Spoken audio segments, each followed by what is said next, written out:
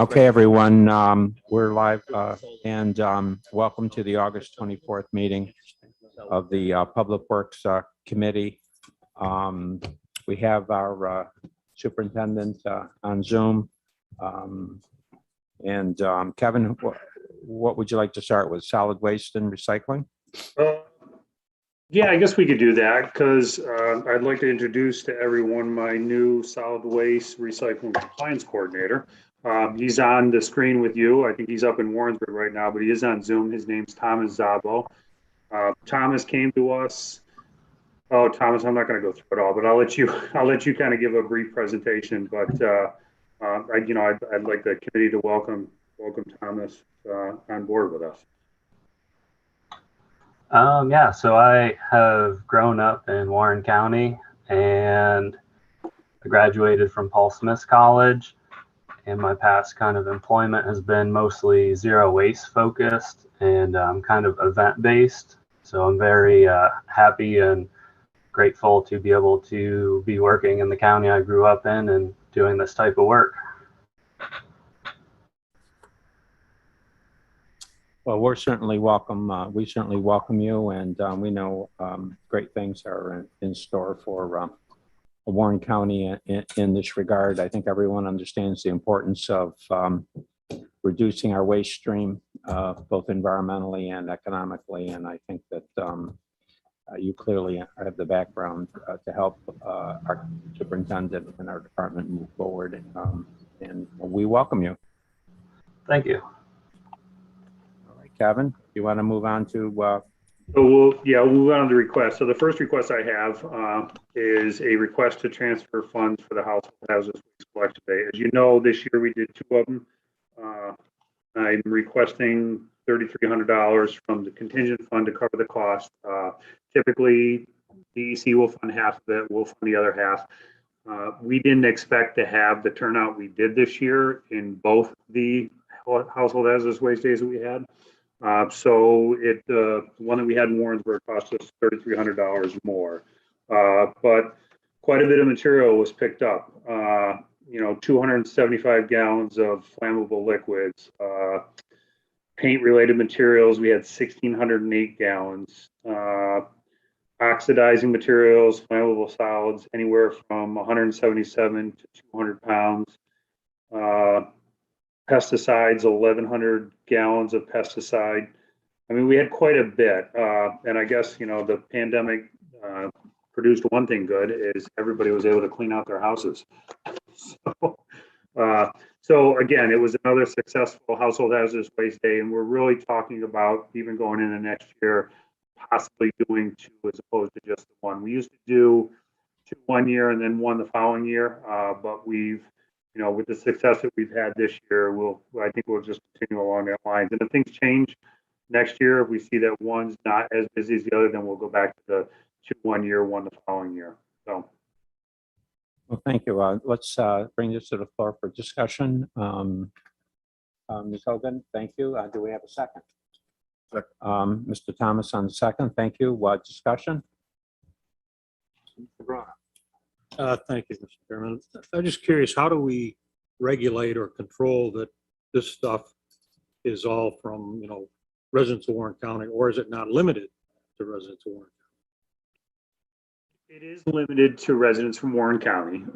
We actually, Supervisor Bruno, have them sign up. They reach out to my office.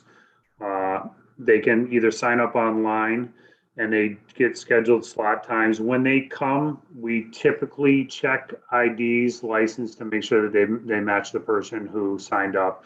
I think there's been a rare occasion that somebody might have come from, let's say, Washington County or something like that. We've not come across that often. And as far as the material we take in, we have designated on our sign up only certain material that they can bring. So like if they bring propane containers and things like that, that is not something we accept. We don't accept oil, things like that. It's antifreeze mainly. We do accept the fluorescent light bulbs, a lot of the pesticides, herbicides.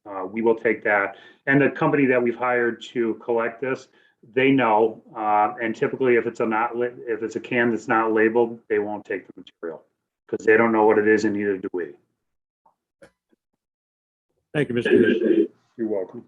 and thank you, Mr. Chairman. I know there's no way to, somebody can come over to your house from who knows where and give you a bunch of stuff, and that's hard to regulate, and I don't expect it. But, Part you. of the cost here is borne by a grant from the state, is it not? It's 50% DEC and 50% the county. Right. So I think it's a very important program. And I mean, when you listen to these numbers and you think that perhaps some percentage of this might, if not for the program, might otherwise find its way into the environment in some fashion, I think it's a great thing. And I agree. I'm sure the committee and I'm sure the board at large is very supportive of this effort. All right, then. Anyone else? Are we ready for the question then? All those in favor of approving the additional 3,300 signify by saying aye. Aye. Opposed? Carried. So for the next items on there for discussions item, I'm actually going to turn this right over to Thomas.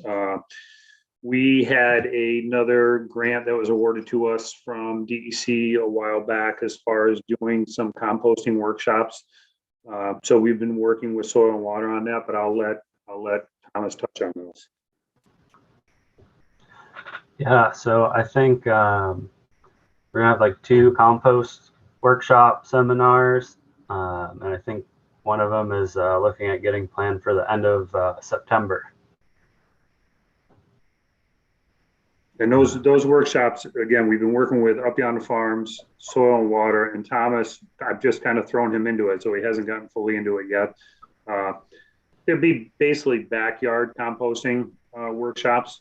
Part of this grant will also have a kind of a collection of information or handouts to hand out to the public regarding, kind of backyard composting.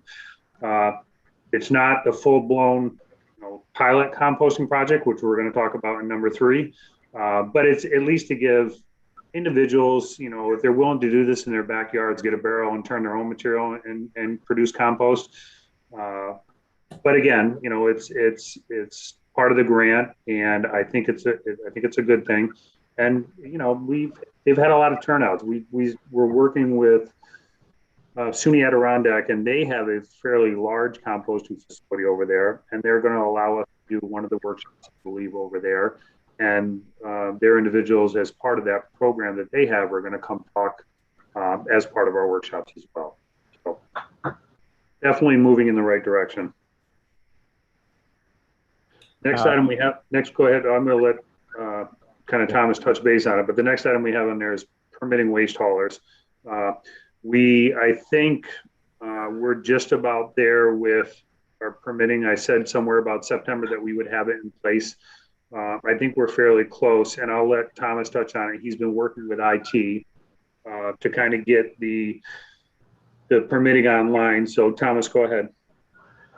Yeah, so I've been working on finalizing the waste hauler permit application and really researching all the waste haulers in the county. And it looks like there's going to be about 30 different waste haulers, give or take, from everything from like the big commercial waste haulers down to like clean out and junk hauler removal companies.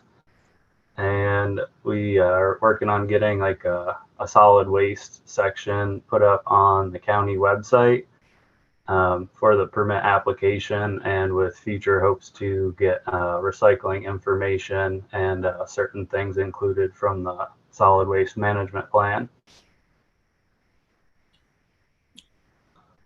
Okay, we'll return to all 3 for discussion. Why don't you finish up with number 3, Kevin? So the last thing is, and we've been reached out by the Zero Waste Initiative to start or to look into doing a pilot composting project. And Claudia can even touch base on it. They're really not going to need us except for maybe a facility to locate. So we've looked at the Tony Pit, which is our shop up in Warrensburg. I think we have the possibility that they could run their kind of, I want to say pilot private composting facility there, and we could lease the land similar to that we do to the airport and such. But I asked them to provide us with a complete proposal before we brought it back to committee. I think they're just about there. They're doing some of their own engineering and determining what the soils are and such on the site. Again, from my perspective, I think it'll work. I think we have the room to do it. They only need about 2 acres. We have quite a bit there that it wouldn't impact them. We're looking at, if they were to do it, what would be the kind of the vehicles coming in and out. I don't expect 100 vehicles a day, coming in there. I expect, because of the new waste scrap law that DEC has, that you're going to get a truck or 2 a week to bring in, to pick up material and then bring it into the facility. It may get, if they reach out to others, it may have a little bit more traffic, but not enough to impact anything with our operations. So again, I'm waiting for them to finalize their proposal, and then I asked them that when it was ready, I would take a look at it and review it, and then if I thought it was okay, we'd bring it back through committee for approval. Good. Dennis, Supervisor Dickinson. Thank you, Chairman. Kevin, like the price chopper, I think you misspoke there. You're talking about the Tony Pit in Lake George. I'm sorry, yeah, it's not Warrensburg, Lake George. It's just over the line. Yes, it's in Lake George. Yeah, I told Price Chopper, I said, you can tell me it's Warrensburg if you want to. Just make sure you send all the money to me. And I'm going to caution you there. You want to contact the town, whoever's doing this.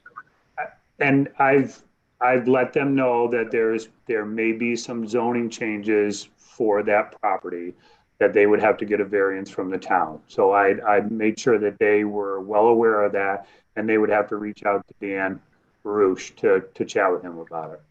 Excellent. Lake George is very environmentally concerned. This is a good environmental project, but I want to make sure you touch all the bases before you get too far into it. Yep. I have one more question, Ron. Yes, go ahead, Supervisor. On the haulers, is the idea to make sure they're recycling that stuff? Is that what we're after here? That will be part of it. As you all know, we did the local solid waste management plan that was eventually approved by us, and it was approved by DEC. So the next step for us is to start collecting kind of hauler information, what they're hauling, how much they're hauling, solid waste, recyclables. So we're and correct me if I'm wrong, Thomas, but we've actually created like a quarterly reporting that they must give us to let them know what they're taking in, because we don't normally get that information. That any of the private haulers, they pick up my solid waste at my house or my recyclables, they're not telling anybody. I mean, they may tell DEC, but we're not seeing those numbers. So we want to know what we're taking in Warren County, what's coming in, Warren County, what recycling, what's solid waste being picked up. We get that already from the towns. They provide us that at the end of the year, but we don't get that from the private haulers. So it's going to be a quarterly reporting that is part of this permit process. My concern, Kevin, is where it's going. Yeah, one of the things that Thomas is going to be tasked with, and that's why he said he's already been out and seen that there's probably about 30 private haulers, from small mom and pops to large outfits like, say, County Waste or Casella, is, first to determine who they are. Second, to make sure that they're doing separation of solid waste and recycling, because we found in instances which Thomas, based on the local law from 1991, we can in reality go out and fine or write tickets, or I guess however you want to refer to it, if they're not doing the separation.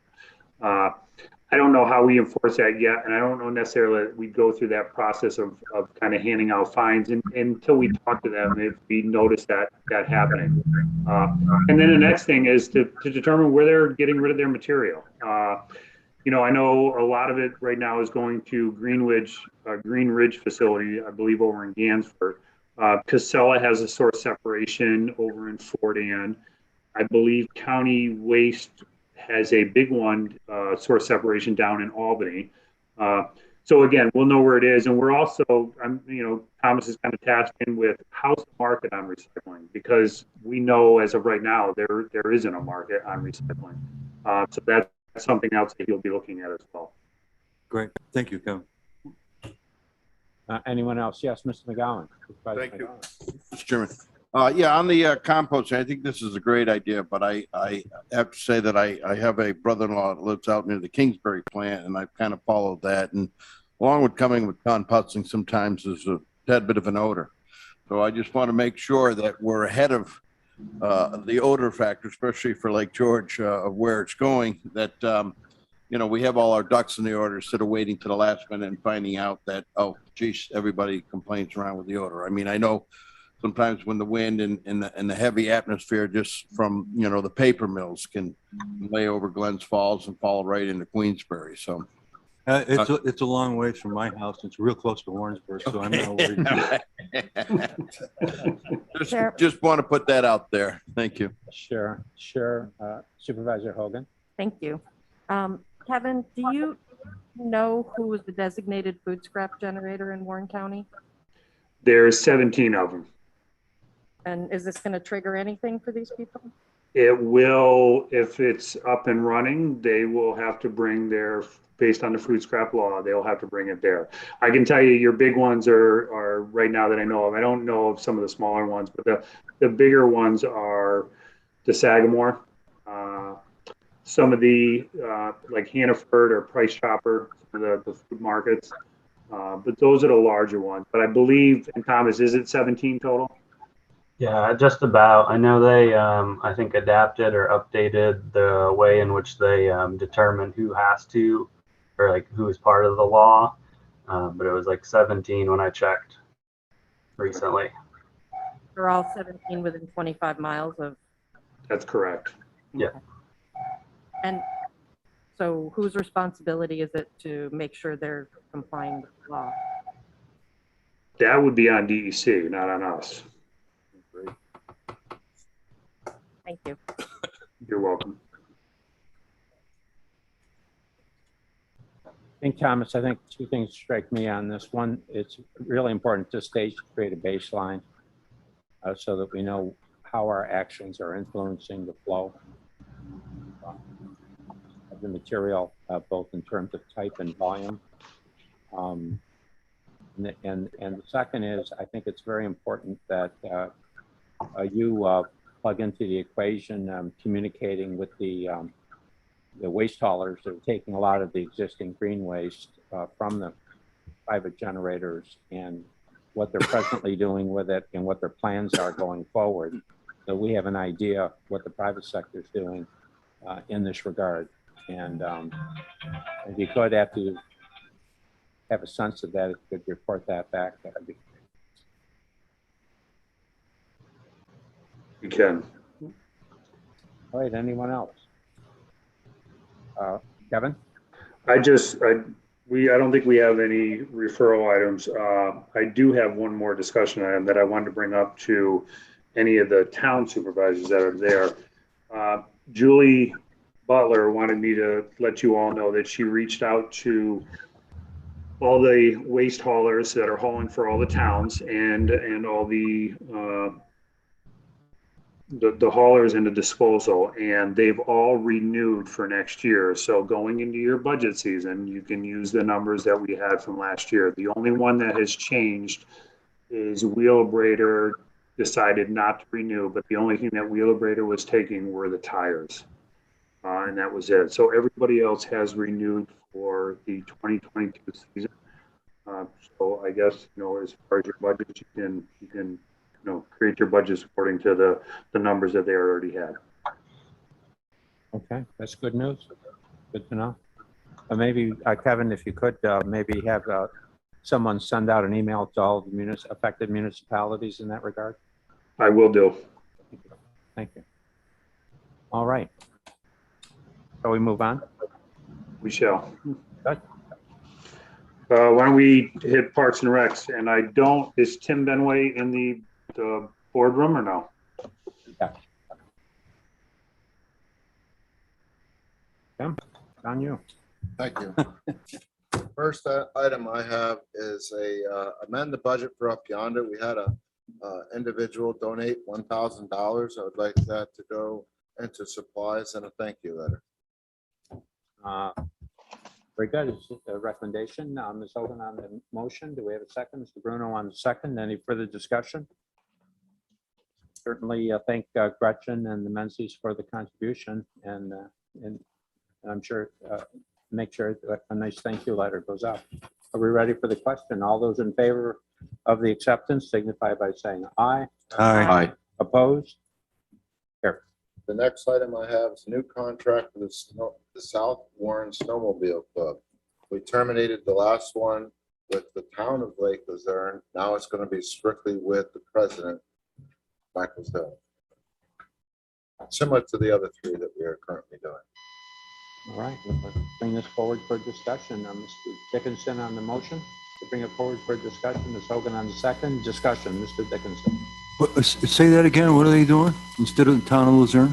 We used to have all the monies for the county budget that we did $27,000 for the town of Lake Luzerne. We used to go to Mr. Molino. He divvied up the money and gave it to the snowmobile club. The other three strictly went through me. So once he retired, we switched it back. They're going to follow the same as the other three clubs. So you're doing all of them? I do them all. Okay, thank you. Hey, Ron, could I just touch base on that real quick? Sure, go ahead. So, Dennis, in the past, as Tim said, the money used to go to all the towns first, and then the towns would distribute it to the snowmobile clubs.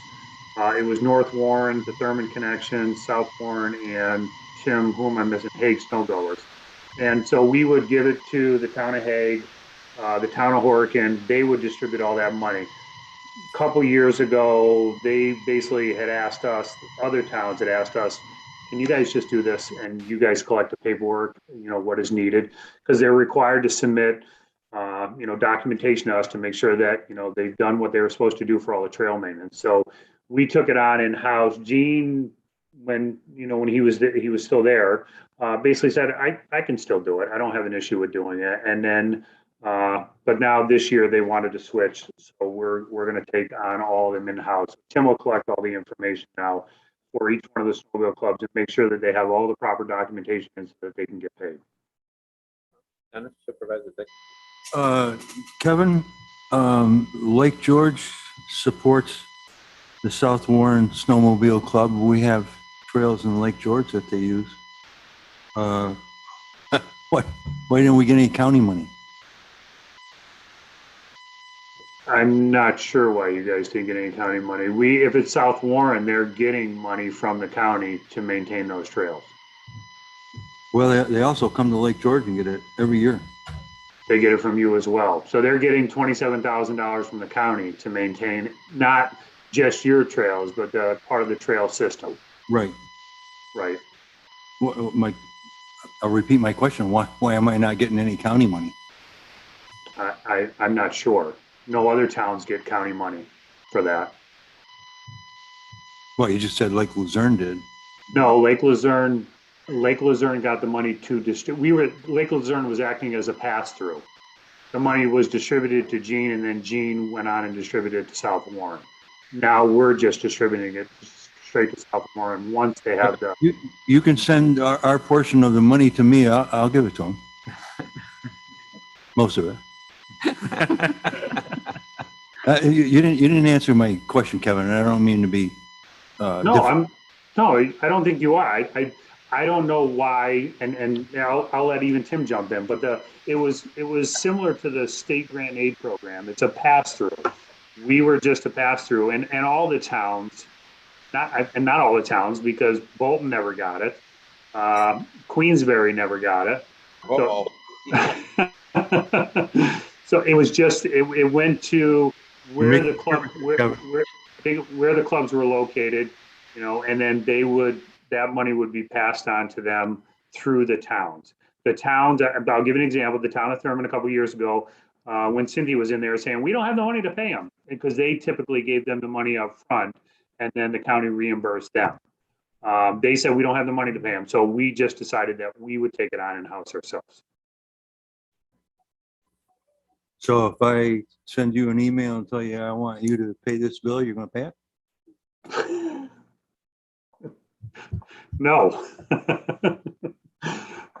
Why'd I know what you were gonna say? I don't understand, really. Can somebody enlighten me here? Where's this money coming from and why don't we get any? Yeah, yeah. I mean, basically the towns were acting as middlemen. That's all. The state money was. Yeah, yeah, but we're supporting this South Warren. Comes from the registration fees, for when you register your sled, you have to join a snowmobile. Let him speak, Ron. Go ahead, Tim. Okay, this is strictly county money.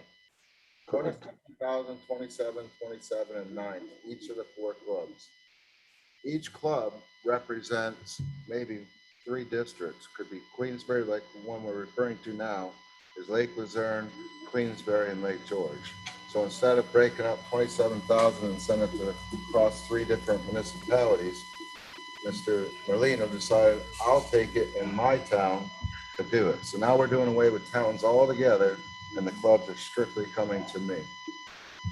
Why are they coming to me then? You gave them $27,000? Correct. It's all county funding in the budget. Okay.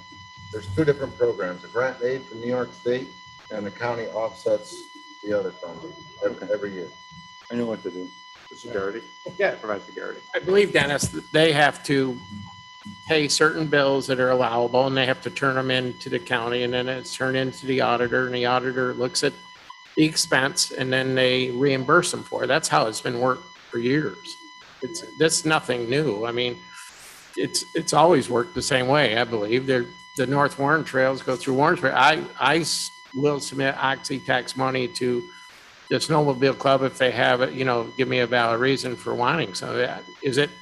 I think that's what you're doing for, I'm not sure what you're doing, but I'm not sure what I'm doing. but what I'm saying is this money has always operated this way, and there's always, that the snowmobile clubs can only use it for certain things. They have to turn in bills and then they get reimbursed, and that's how it's always worked. As far as what you do with Lake George's funds, that's up to. Well, we're very serious about snowmobile clubs. They bring in a large winter economy. Right. They all want to get on the lake. Right. They come to Lake George so they can get on the lake and go wherever.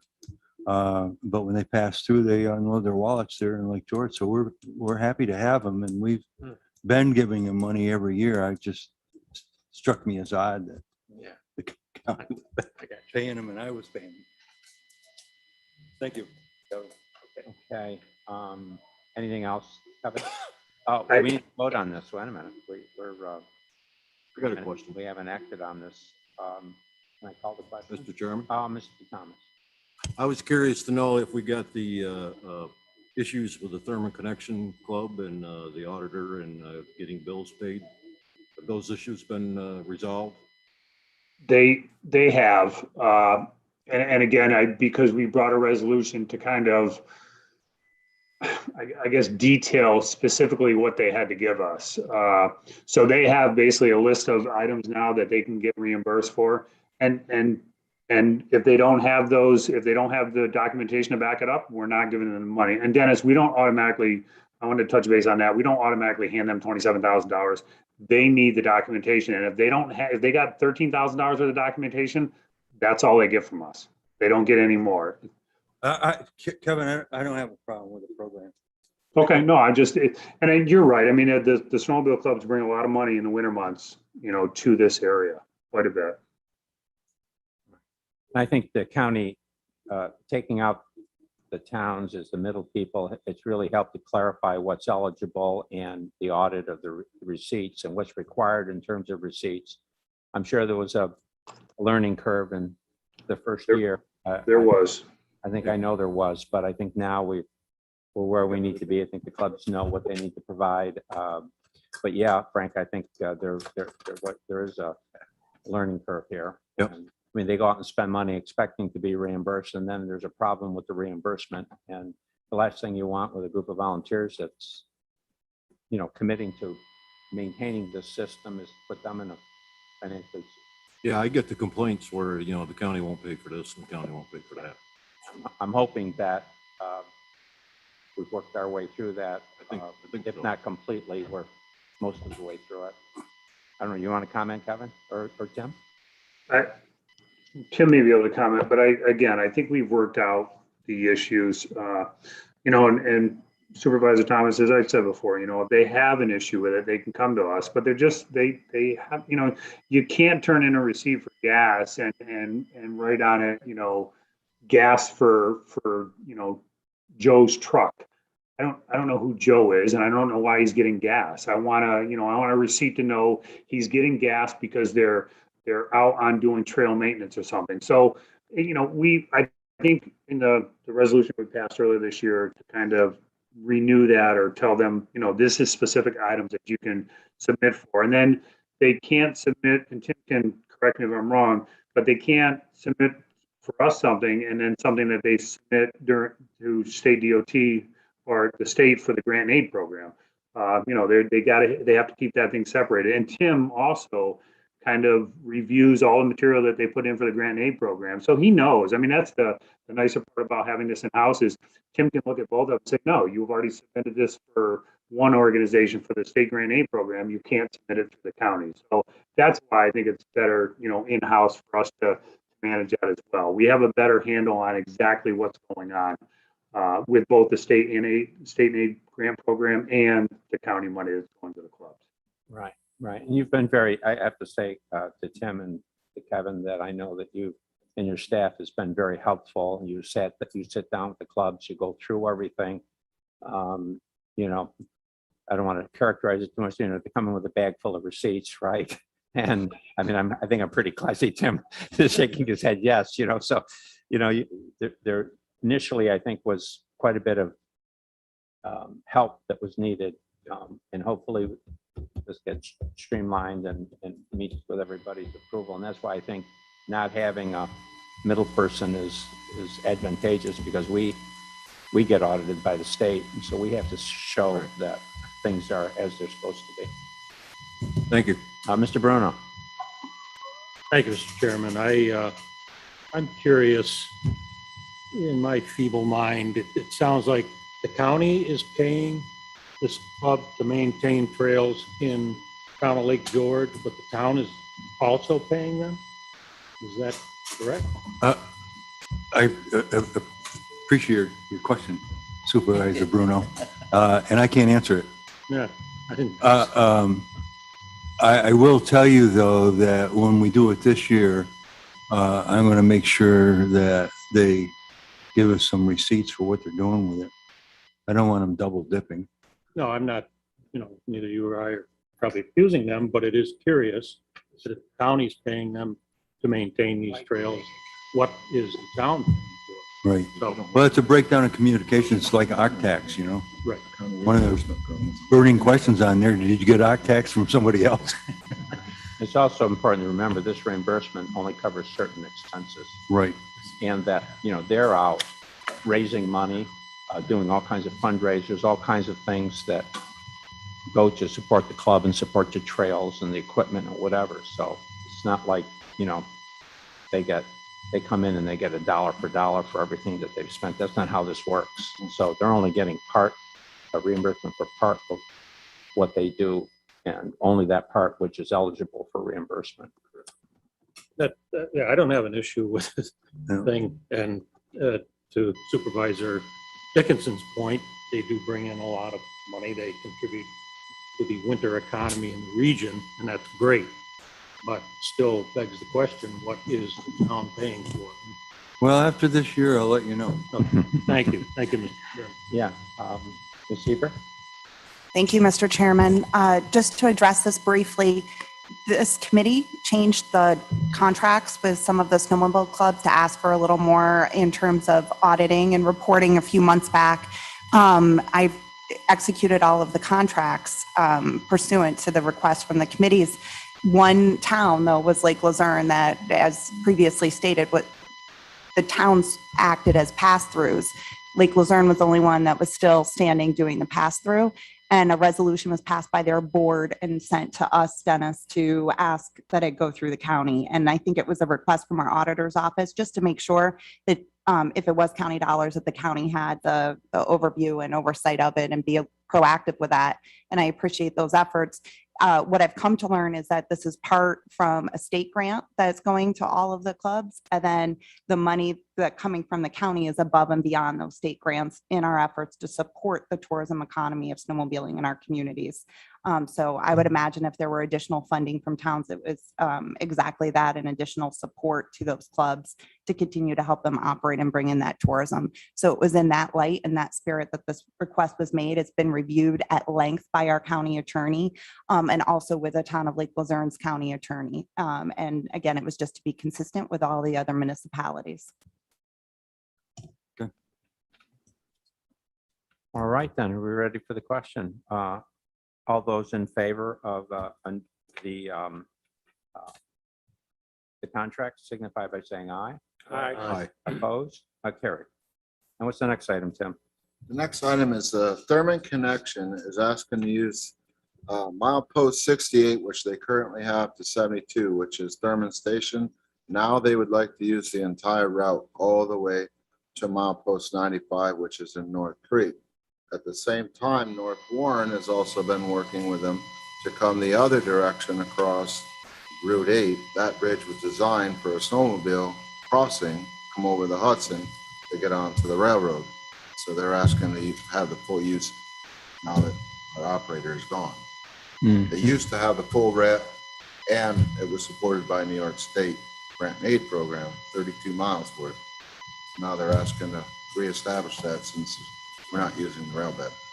All right, let's bring this to the floor for discussion. I'm sure there's going to be some discussion on this. Mr. Thomas on the motion, Mr. Garrity on the second. Okay, let's have some discussion regarding this. Anyone have any, Mr. Dickinson? So they're paying us now for the short section, I assume? No? No payment, just use. Just use. Correct. Okay. Ms. Hogan? Who's using it? Do they have insurance? Yes, through NYSEG. I'm in support, but are we a little bit premature? Do we need to wait and see what happens with the line to the north of us before we, will an operator appear? I'm just concerned about giving them permission and then having to take it away. That's all. Yeah, I mean, I think we do the same thing with the bicycle riders. They use the line, but if a carrier were to show up and there would be a conflict in the program, I'm sure that the Surface Transportation Board would have issues with that as well. But just to follow on with kind of what I think part of your concern is, Tim or Kevin, the establishment of whatever's required to make this safe, the crossings in particular, that base has been covered, and you mentioned insurances. Correct. And as far as the infrastructure itself, either Tim or Kevin, either one of you or both? Yeah, I mean, I'll kind of answer Andrea's question. Andrea, this is typically a 1 year. We only allow them the winter months. They get on there, and Kim, correct me if I'm wrong, sometime, after Rev Rail's done, which is the November timeframe, and they must be off the tracks by April 15th. So we wouldn't change that. It'd be just for this season. So even if something does happen to the north of us, I'm not sure how this would impact it. Just during, these winter months, I don't think something to the north is going to really, come to fruition for this next winter, and it's only for this year right now. We're not doing this on a 5-year. It's just 1 year, not even a year, 6 months for them to come on there and use it. Ron, to answer your question, yes, they have to have everything in place. There's bridge crossings. They have to put up some rail. They have to put, the matting or the plywood across it, and they need to remove that every year by the 15th of April. Correct, Tim? Is that the right date? He's asking you the date. April 15th is correct. Yes. Mr. Leggett, Supervisor Leggett? Yeah, thank you, Chairman Conover. This is a great idea. Trail connectivity is one of the greatest things, one of the greatest assets that we can produce. And if the county can help with that, that'll help all the clubs. These are, as was mentioned earlier, volunteer organizations that put a lot of work into it. The Riparian Bridge is the crossing. Is that on the sidewalk part of it or just on the width of the? It's on the south side, Okay. outside. It was originally designed that way. Okay, because the town of Chester pays to have the snow cleared off of that. Okay. So, just Okay. let me know we don't have to do that anymore.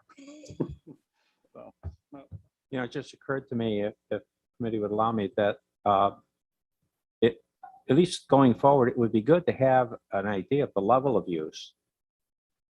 How many snowmobiles? Where are they from? Local, out of area? These would be good metrics to have in thinking about future use on the corridor going forward, and what that program looks like in terms of size and whatever. But I don't know. Go ahead, Tim. Also, I think also by allowing this too, by both entities using our rail bed, 40 miles we don't use anymore. We don't even see it.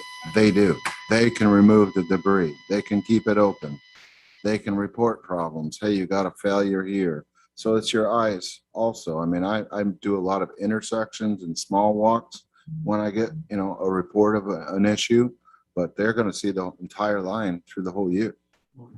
So that's another positive for us. Yeah, I They know. clear it.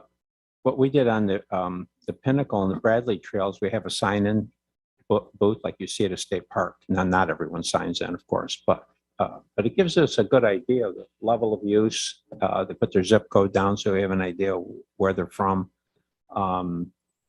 It's just an idea going forward that might not be a bad idea to try to track on this a little bit. Ms. Hogan. I had the same thought that Tim did, that these are eyes on the tracks, which is a good thing. They can tell us if there's some major problems happening out there. I'm just curious about control over parking at the access points. How are we going to manage that? The question, Kevin, is, or Tim, is the parking, and how is the parking at the access points going to be managed? I assume she means plowed, any issues that arise? I mean, I'll let Tim talk to it, but let's just say they jump into some of the areas, say on the train stations. Tim's guys will maintain those during the winter. You know, they can, Tim, correct me if I'm wrong, but for the most part in the winter months, we keep them cleaned out anyways. True. Every train station is open during the winter months. Milepost 68 is actually right there at Stony Creek Ranch. So they would be parking there if that's where they stay and come on. A lot of them actually come from their actual trail systems in their own town, jump on it, ride up and ride back. They usually have their own starting point. I mean, there's not very many located in Thurmond that I'm aware of where they can get on and where they cannot. So right now the railroad would be only one spot would be Thurmond Station or Stony Creek. Riparian? Riparian is very hard. I don't know where they would do that. I mean, it's very narrow, very slim. I mean, they could, but That's my concern, is that they'll try. correct. But there's nothing in the middle, so I don't know if they would start at Riparian. It'd be small. I mean, it would have to be something we would, like to say, trail count, see where they're coming from, the use. Again, I think that going forward, these are the kind of, that's the kind of information that we should be collecting going forward in terms of adequacy of parking and because it gives us some idea, Kevin, about the infrastructure that might be required in terms of an adaptive reuse, and where that infrastructure might be needed. Supervisor Leggett? thank you. We could put trail cameras up and we could, the Northern Warren Trailblazers have acquired more land for an enlarged parking lot. And I think a lot of rides would generate from these clubhouses and go out and back to them. All right. Are we ready? Mr. McGowan? Thank you, Mr. Chairman. I am a snowmobile rider. And, you know, I have to say, you know, this is not like pulling over and taking your bike off and just going for a ride. They are heavy equipment, you know, or heavier equipment. They do usually come in a big old box that's pulled behind the vehicle. And all the times and all the different places that I've been over New York, Vermont, New Hampshire, Maine, you know, usually the best spot that we've always found is a parking lot. It's not something you're just going to pull over on the side of the road and do. You know, ice fishermen, for example, Cotton Point Road. All right. I have a client up there. I'm up there a lot of winters, and sometimes I'm amazed at the people. They literally park on either side of the road. And I'm like, oh my gosh, I hope there's not an emergency down there. So, you know, usually with the bigger equipment, you'll see, I have always found, you know, respectfully, I have to say, respectfully, the snowmobilers really tend to follow, you know, a lot of the rules and, you know, picking up their garbage. And, you know, I've been out in the middle of nowhere where, you know, people, you know, they pull over, you know, we congregate, we talk and this and that, you know, have a soda, a sandwich or whatever, but very little garbage is left over. You know, I almost feel that they are a little respectful. And I'm not putting that out there that they're not, but the other thing too is, you know, when we talk about money, is to register your sled in New York State, you have to have a certificate of, from a snowmobile club of joining, and that's usually $25 a family.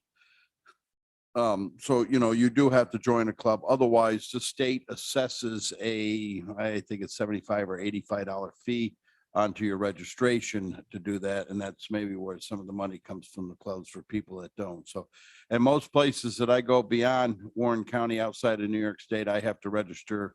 In Vermont, I'll have to register in New Hampshire or Maine, especially if I'm going to be doing, sometimes it comes a little pricey along with, you know, all the money we drop on the way. So I'm, you know, in full support of giving all snowmobiles the most access we can in our area, because I know how an expensive sport it is. So, and it does get you out really to some places that you'd never see. So just wanted to say thank you.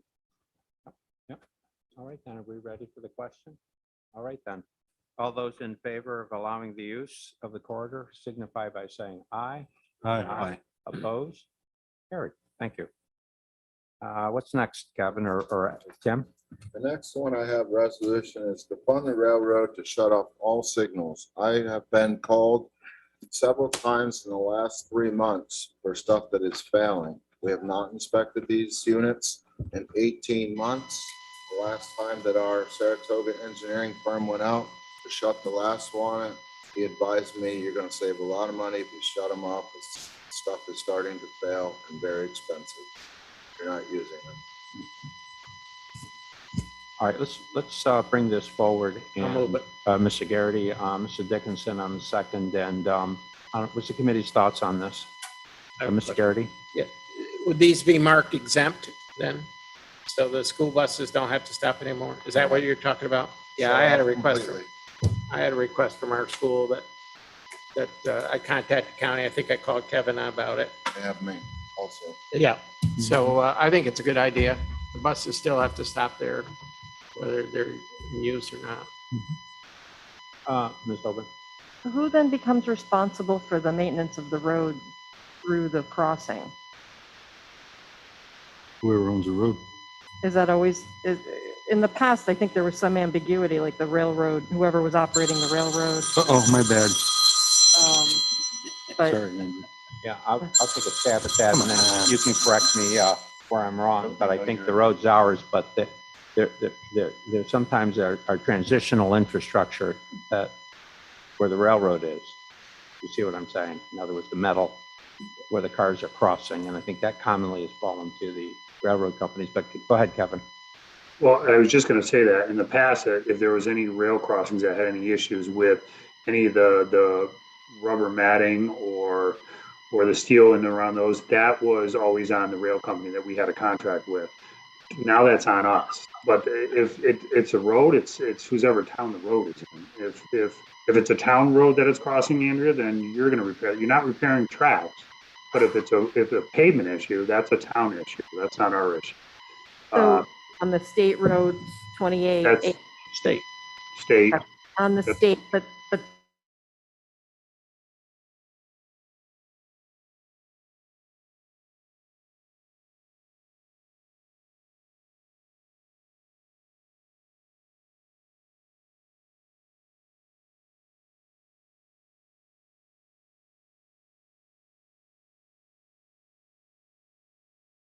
For the question then, all those in favor of the resolution, say aye.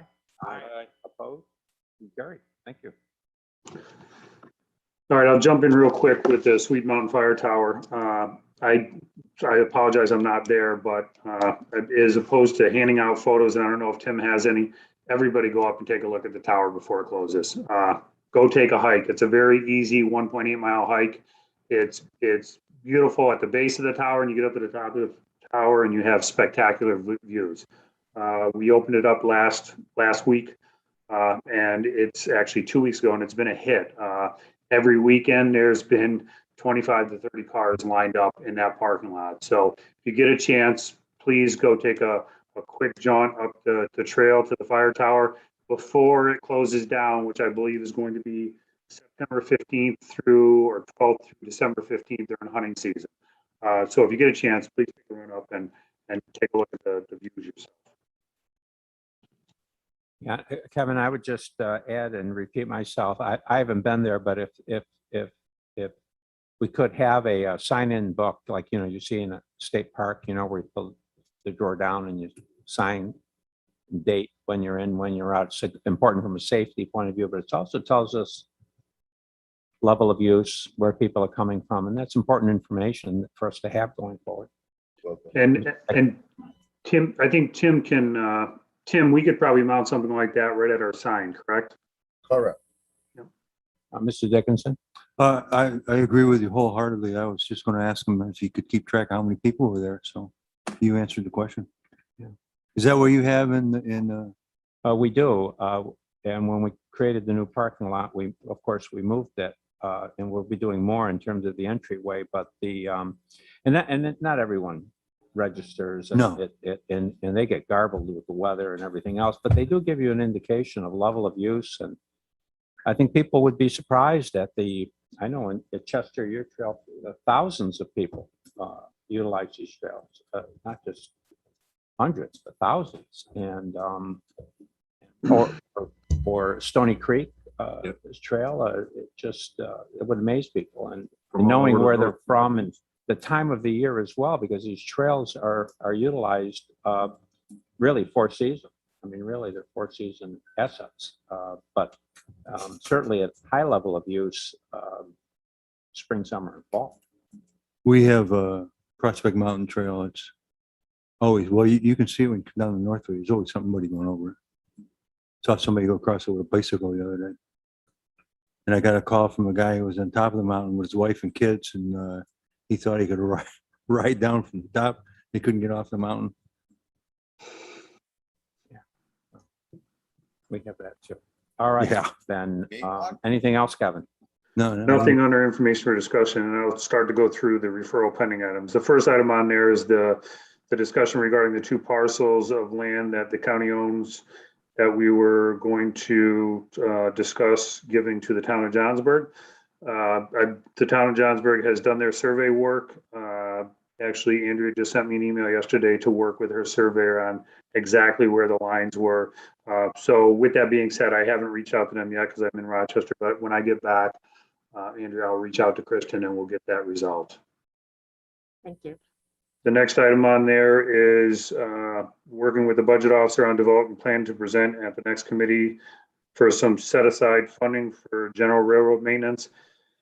Tim and I are still kind of working on the numbers. Part of this is the signals.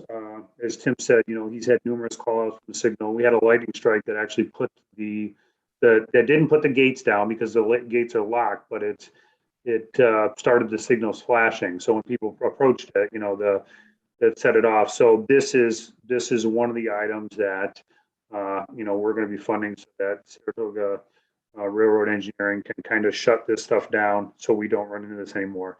As far as the rest of it and maintenance of the track, Tim and I are still kind of working through what we really have to do, and then kind of what onus we'll put on Rev Rail already has to some degree, if there's small brush, things like that, they're to check the culverts during the year when they're out there. We can have the railroads do the same thing. I'm sorry, the railroads, the snowmobile clubs do the same thing, so that at least we'll know. But we're still working on a budget that we can come up with, and next month we'll kind of come back with what we maybe think we'll need, or we can discuss it with Supervisor Thomas during the budget meeting, which is, I believe, Friday. And then the last thing we had on there is the Resolution 227, which was to introduce the proposed local law 6 for amending local law 11, allowing the bike use on the electric e-bike use or e-scooter use on the bike path. I had a meeting with Chairwoman Siebert, Supervisor Diamond, to discuss basically, where we would go moving forward. I think we're going to do a combined public works, public safety meeting. I believe Supervisor Conover that Supervisor Diamond was going to reach out to you, and we do a joint meeting, and we discuss the possibility of doing a pilot program on the bike path for, say, a 6-month period to see, kind of gather the information to see if this is feasible, if it'll work. But I think we have some, information to bring to the joint committee when I guess it's decided that, when that date will be. Okay. Yeah, I know he was going to bring in some people well-versed in e-bikes, and also I think that I like the process that Jack is and you have architected going forward. I think it's responsible, and it may not get it done tomorrow, but it'll get it done the correct way if it gets done at all. So that's my take on it right now. And I know Jack's been in communication with Supervisor Dickinson, who's been very active in this area. That's correct. So we'll try to keep everybody in the loop. And if Brad, I know you were active on this also. If you have any questions, give me or Jack a call, and hopefully we'll have some answers to be able to respond. Go ahead, Mr. McGowan. Mm-hmm. Yeah, I have to say, living, as everybody knows, right off of Birdsville there, and I do watch the people, because I have to, pulling in and out. But I really have to say that I see more and more e-bikes, and really what amazes me the most is the age of the people. They're all older people that just look to be out enjoying themselves. And I have to say, if you haven't had the opportunity to ride a bike because you're like, oh my gosh, it just exhausts me to think about it, get on one of the things. They're really a phenomenal. And like I said, they're an assist. And it really brings the fun back into riding a bike, and you don't have to worry about those hills. One of the things I do see, and is a lot of the road bikes. Those are the concerns that I have on the bike trail, because those are the ones that I see traveling really fast on Birdsville.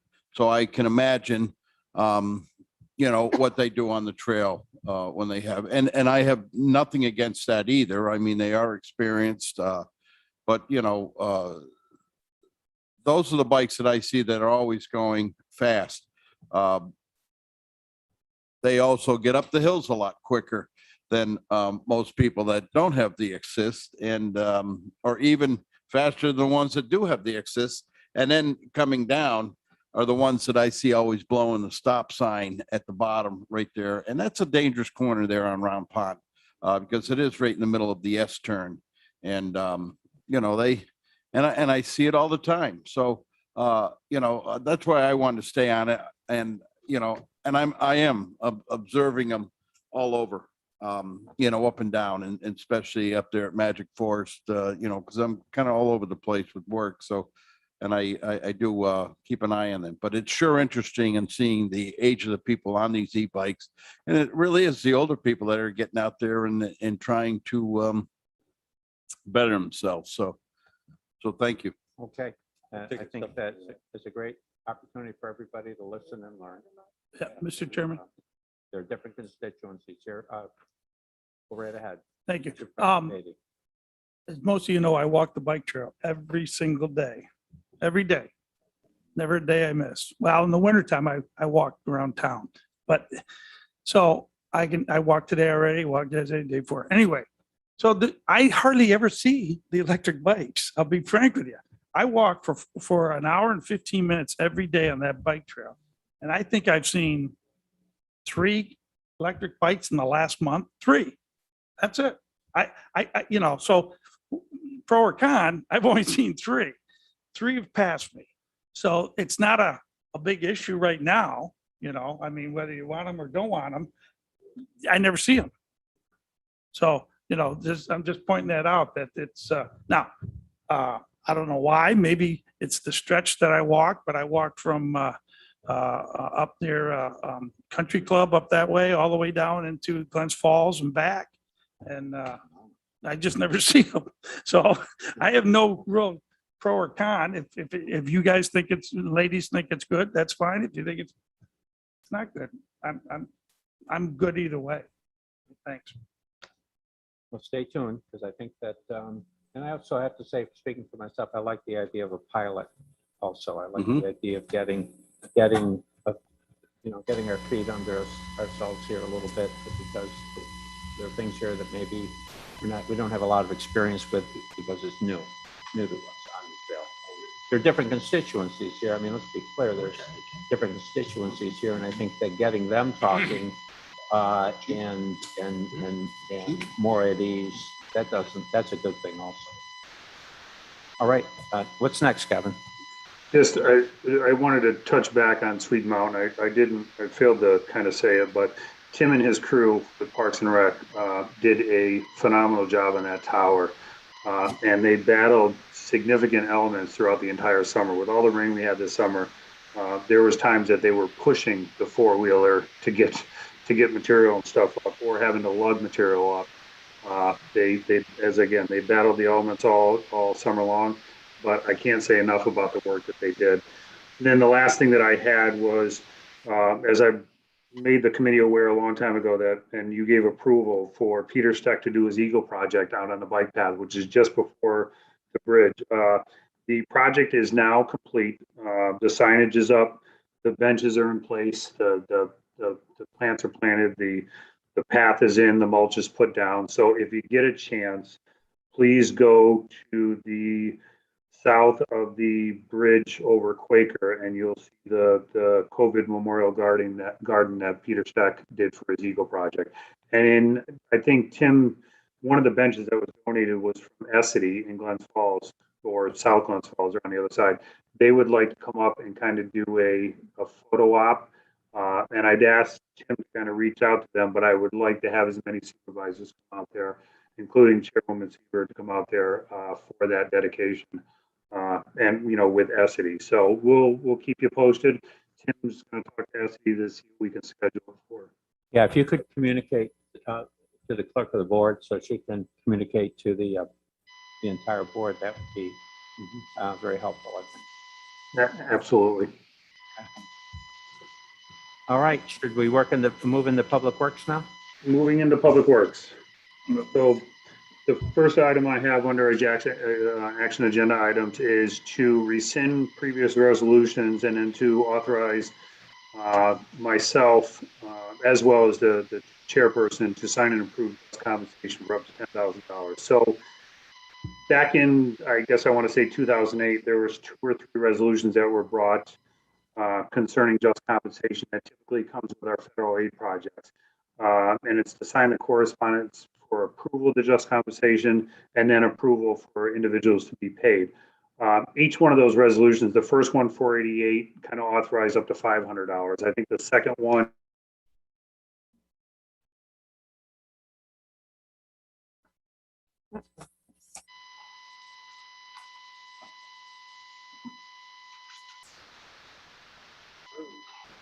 It looks like he's froze. Basically, what this would do is basically provide authorization for the superintendent to sign just compensation contracts up to a certain amount, and be a much more efficient way of handling this. But let's bring it to the floor for discussion. Mr. Dickinson on the motion, second. Second, Mr. Garrity on the second. $10,000, right? Yeah, up to, and be clear that that wouldn't come into play until we had approved the whole process of the acquisition. So it's not that we're not part of it. I see Rachel, Ms. Seaver. Thank you, Mr. Chairman. This came to my attention because as we have sometimes outdated resolutions that date back decades, one part of this just compensation resolution goes back literally decades. The other one is more recent in the last 5 years or so.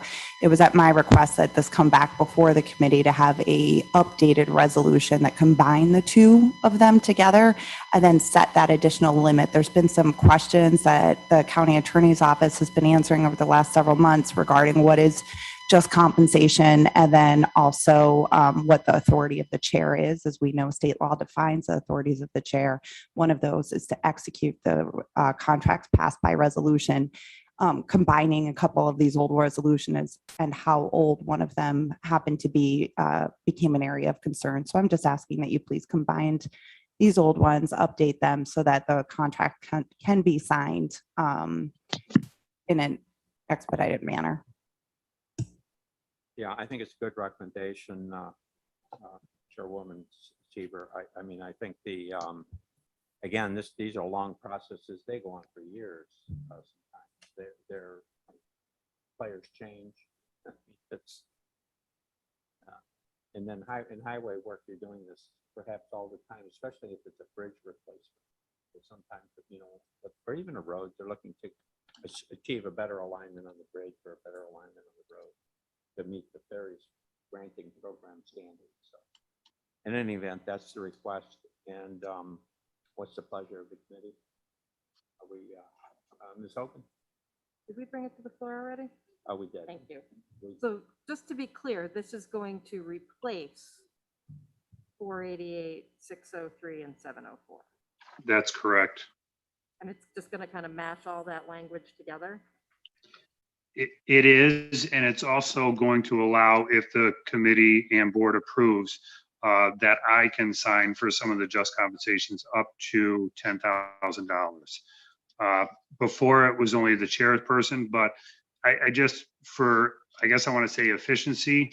I was proposing that you would give me the approval as well as the chairperson to do this, in case of my absence or whatever.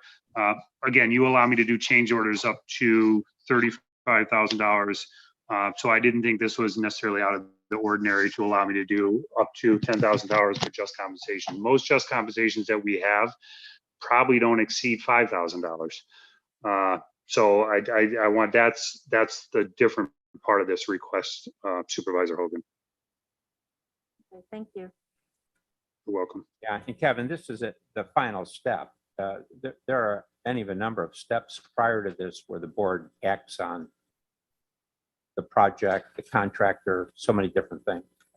Yeah, I mean, this is, and typically this is mainly for our federal aid projects. So, we have a third party, we have a consultant on board who's doing the right of way, deeming what right of way we may or may not need. Once they come down with the number of what we need, they have a third party appraisal come in, provide fair market value, and there's whole federal guidelines that they have to follow.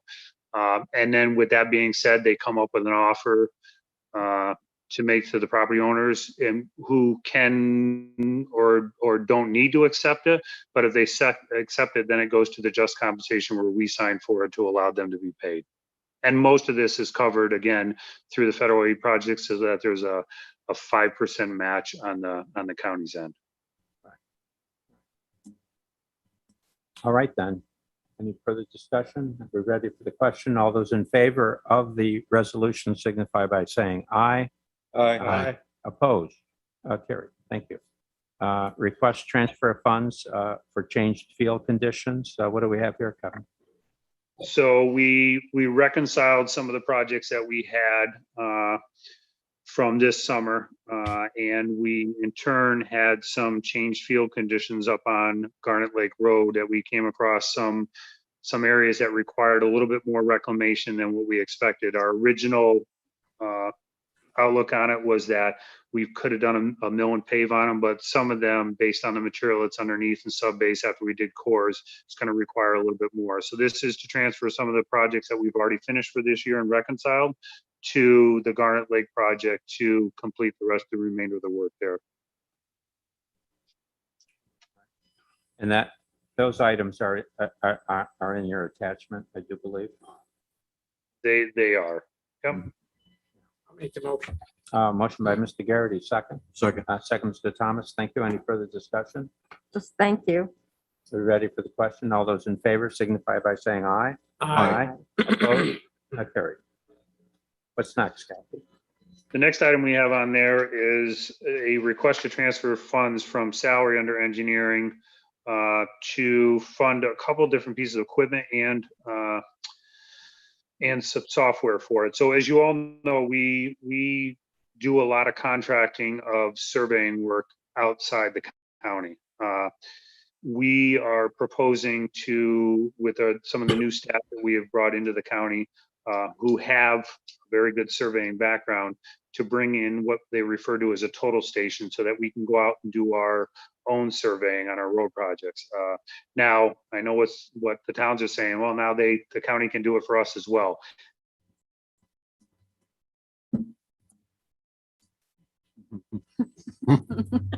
Well, the answer to that question, of course, is absolutely. Awfully quiet. We'll reimburse you. Objection. We'll reimburse. All right. It's a request for equipment to I'll make, do so. Moved by Mr. Garrity, second. Second. More in-house position. So we did have some money for that. Mr. Thomas. Are we ready for the question? All those in favor of approving the purchase signify by saying aye. Aye. Opposed? Carried. Do you want to handle 4 and 5 together, Kevin? We can. There are notice of intent to fill vacant positions of the HEO, medium and light. And one was due to a promotion and the other one was due to a resignation. Moved by Mr. Garrity, second. Mr. Bruno, thank you. Discussion? We ready for the question? All those in favor of approving items 4 and 5 signify by saying aye. Aye. Opposed? Carried. Item 6, Kevin. The last item I have on there, and I apologize to everyone, we had done a transfer of the CHIPS money last month to put into road projects. I just never established to Route 11. So this is a miscellaneous resolution to establish that road project for County Route 11. I'll move it. Moved by Mr. Garrity, second. Second. Second, Mr. Thomas. Any discussion? Ready for the question? All those in favor of item 6 signify by saying aye. Aye. Opposed? Carried. And they should actually be doing the work, Ron. They should have started yesterday up there. Yeah, I did get the report that they did commence that work, and thank you for the signage. That can be a busy road this time of year. Oh, absolutely. Yep. The last item we have on there is under discussions items is a change order for Sunnyside Road, Sunnyside and Sunnyside East. That was a federal aid project that we actually completed the final pieces of it this past spring. All said and done, there was somewhere in the vicinity of item decreases of about 100 and something thousand, but we also had change orders above and beyond that equaled $87,000 total. There's no increase necessary to the capital project, and the final project costs are almost $250,000 below the budgeted amount. I have to at least allow, based on the resolution, I have to inform the committee, that we did have change orders over my approval, which would be, $35,000 at a clip, which was a total of 70,000. This came out to be 87,000. But again, the money that I say is 270,000 below the budgeted amount. That's not $270,000 of county money. 5% of that is local match. The rest of it is the federal and state fundings for that. So again, it's just, I don't need an approval. It has to come through committee to let you guys know that this is what took place. But again, no increase to the capital project, and we still had money left over from this project. All right. Are we ready to move on to privilege of the floor, Kevin? Yes, we are. Okay. Don, is there anyone on the YouTube that's has any questions? I'll take that as a no. Hi, Chairman Connor. Yes, that is correct. No, but I will also join Mr. Hajos in praising the Parks and Rec guys and the DPW guys for all the work they did up at Swede Mountain. Joanne Conley, Sarah Frankenfeld, and I went up a couple times while it was en route to do mapping and prepare it for the opening. And we saw the conditions they were dealing with up there, and they did a fabulous job to finish product, and it's something Warren County can be very proud of. So good job by them. Well, thank you, Don, for those comments. I know they're appreciated by those that had to persevere to get that done, and it is a very successful, popular trail, and that's a great thing. All right, then. Chair, I'll entertain a motion to adjourn. So Moved by Mr. Dickinson, second by Mr. Garrity. All in favor? Opposed? Thank you, everyone.